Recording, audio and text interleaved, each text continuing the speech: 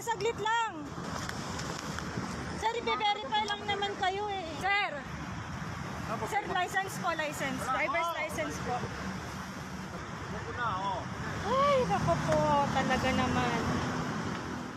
Linggo ng gabi nang dumaan sa may northbound lane bago ang Guadalupe Station ng EDSA Bus Carousel ang luxury vehicle na Cadillac Escalade na ito kahit na bawal.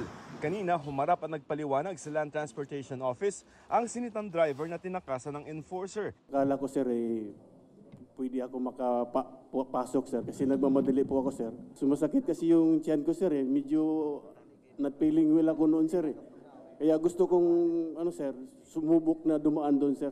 Tiniketa ng LTO at pinagmulta ng kabuang 9,000 pesos si Edpan. Naharap din siya sa patong-patong na paglabag tulad ng disregarding traffic signs dahil sa pagpasok sa busway at illegal use of protocol plate.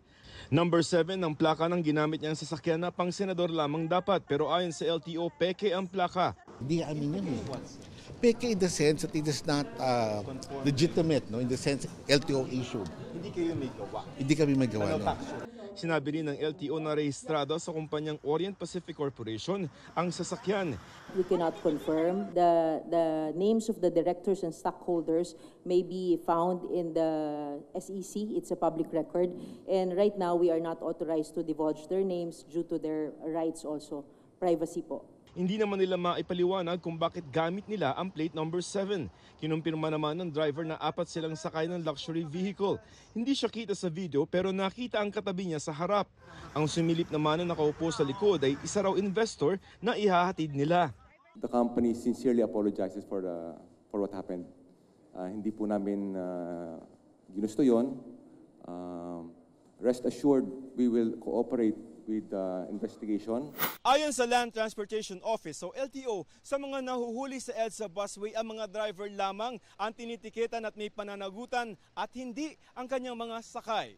Pero hindi naman nakalusot ang kumpanyang Orient Pacific dahil i-issuean sila ng LTO ng show cause order para imbestigahan ang karagdagang paglabag ng driver at ng may-ari ng sasakyan.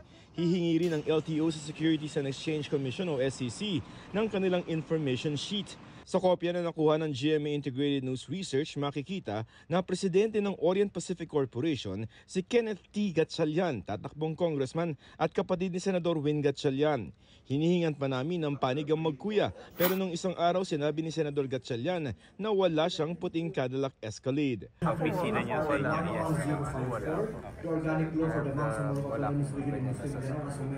Para sa GMA Integrated News, Joseph Morong, ang inyong saksi.